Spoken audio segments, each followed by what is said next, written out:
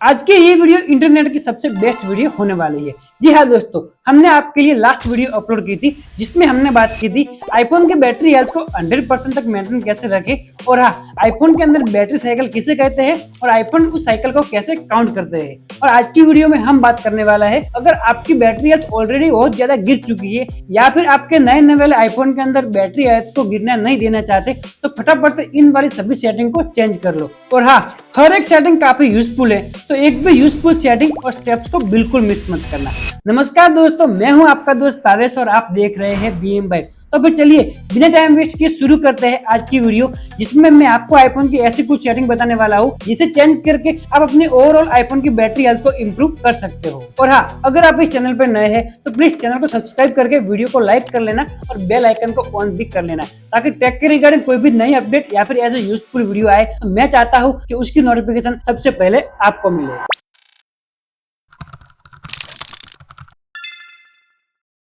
सबसे पहले आईफोन की सेटिंग में जाओ और सर्च करो ऑलवेज ऑन डिस्प्ले और इसे फटाफट से ऑफ कर दो, क्योंकि ये सबसे ज्यादा बैटरी कंज्यूम करता है। हाँ, वैसे पहले जब ये फीचर नया निकला था उसके कंपेयर में काफी कम बैटरी यूज करता है, लेकिन फिर भी अगर आप इस फीचर को ऑफ कर देते हो तब बैटरी बैकअप में काफी चेंज नोटिस कर सकते हो।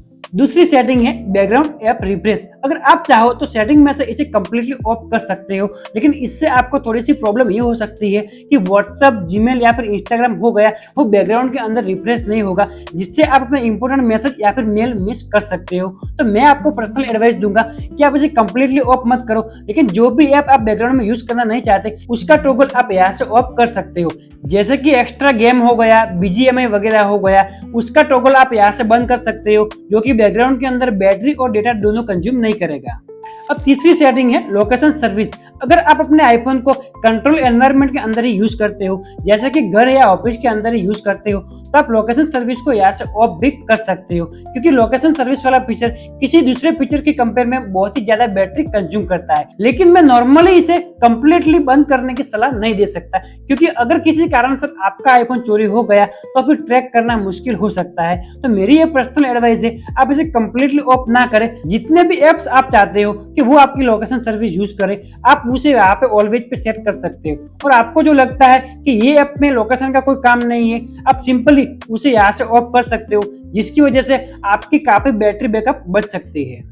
इसके बाद आप सर्च करो सिरी और इसे यहाँ से ऑफ कर दो, क्योंकि अगर ये ऑन है तो आपका आईफोन कंटिन्यूसली आपको सुनता रहता है और इसके माइक है वो कंटिन्यूसली आपको ट्रैक करते रहते हैं, और जैसे ही आप बोलोगे हे सिरी और वो एक्टिवेट हो जाता है। तो मेरे हिसाब से आप सिरी को यहाँ से बंद करके रख सकते हो, और जब भी आपको सिरी की नीड रहेगी तो आप सिंपली पावर बटन को प्रेस करके रखो, आपकी सिरी एक्टिवेट हो जाएगी। इसके अलावा आप नेटवर्क सेटिंग में जाओ और चेकआउट करो ये 5G ऑटो में है या फिर सिलेक्टेड है, क्योंकि ये सबसे ज्यादा बैटरी कंज्यूम करता है, जिससे ये कंटिन्यूसली सिर्फ 5G नेटवर्क को ही सर्च करता रहता है। लेकिन अगर आप इसे ऑटो पे रखते हो तो जहाँ पे 5G नेटवर्क नहीं है, सिर्फ 4G ही अवेलेबल है, वो अपने हिसाब से 4G के अंदर स्विच करता रहेगा, जिससे आपके बैटरी बैकअप में काफी ज्यादा इंप्रूव देखने को मिल सकता है। नेक्स्ट जो सेटिंग है वो है ऑटो ब्राइटनेस, और अब ये जो सेटिंग है वो अलग अलग तरीके से काम करती है।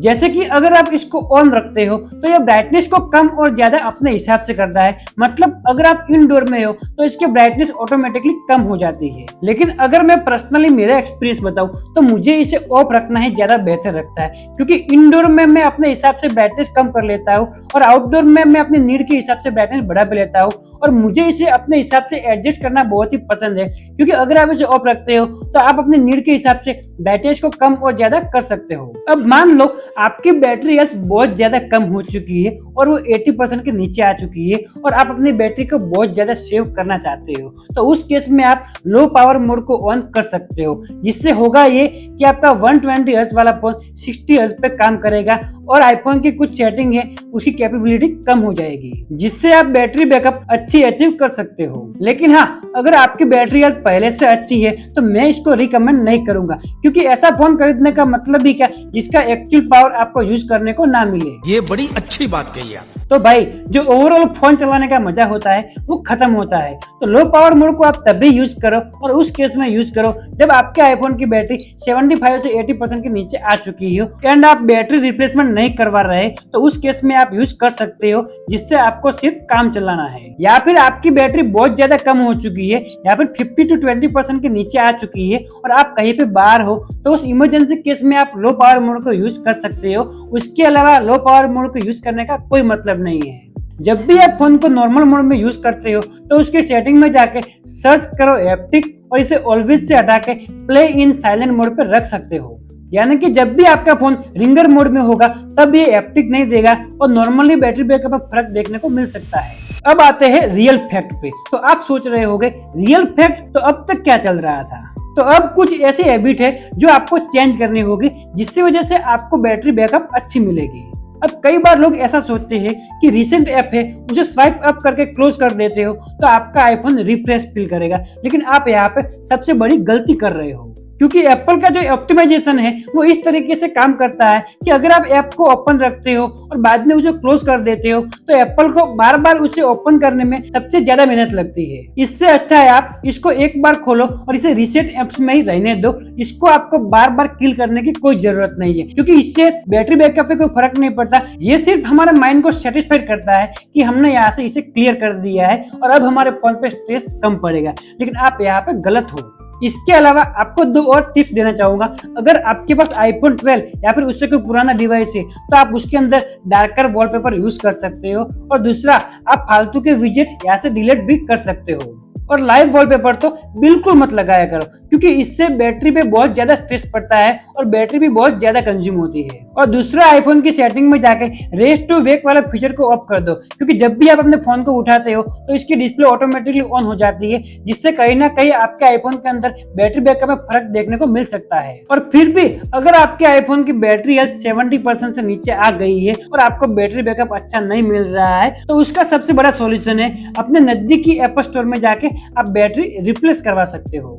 क्योंकि अगर फोन को यूज करने से आपकी बैटरी हेल्थ कम हो रही है तो ऑब्वियसली आपने फोन को यूज करने के लिए ही लिया है, तो फिर बैटरी हेल्थ कम होना एक नॉर्मल चीज है। तो उसके लिए आपको ज्यादा स्ट्रेस लेने की जरूरत नहीं है, क्योंकि अगर आपने 1 लाख रुपए का फोन खरीदा है या फिर 50 से 60 हजार का फोन खरीदा है तो ऑब्वियसली आप उसके अंदर 5 से 6 हजार का खर्चा करवा ही सकते हो और आप उसकी बैटरी रिप्लेस करवा के उसे ब्रांड न्यू बना सकते हो, जिससे आपका आईफोन 4 से 5 साल तक वापस से न्यू जैसा चलने लगेगा। तो फाइनली आपको बैटरी हेल्थ को लेके ज्यादा कोई स्ट्रेस लेने की जरूरत नहीं है। सिंपली आप अपने फोन की बैटरी चेंज करवा के उसको वापस से ब्रांड न्यू बना सकते हो। इसमें बताए हुए आपको सभी स्टेप्स फॉलो करने की बिल्कुल जरूरत नहीं है। आपने ऑब्वियसली फोन यूज करने के लिए लिया है तो यूज करो और एंजॉय करो, ज्यादा स्ट्रेस मत लो।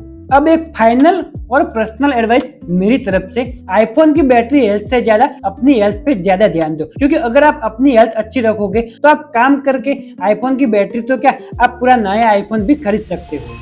अब ये वीडियो अपने उन सभी दोस्तों को शेयर कर देना जो आईफोन की बैटरी हेल्थ को लेके सबसे ज्यादा टेंशन में रहते हैं। आई होप कि आपको ये वीडियो अच्छी लगी होगी, और अगर आपको इस वीडियो को रिगार्डिंग कोई भी डाउट हो तो आप मुझे कमेंट बॉक्स के अंदर पूछ सकते हो। और हाँ, अभी तक आपने वीडियो को लाइक करके चैनल को सब्सक्राइब नहीं किया तो प्लीज कर लेना, ताकि टेक के रिगार्डिंग ऐसी कोई भी यूजफुल नई वीडियो और अपडेट आए तो मैं चाहता हूँ कि उसकी नोटिफिकेशन सबसे पहले आपको मिले। Stay tune with BM Byte. मिलते हैं हमारे नेक्स्ट वीडियो में, तब तक के लिए थैंक यू। जय हिंद।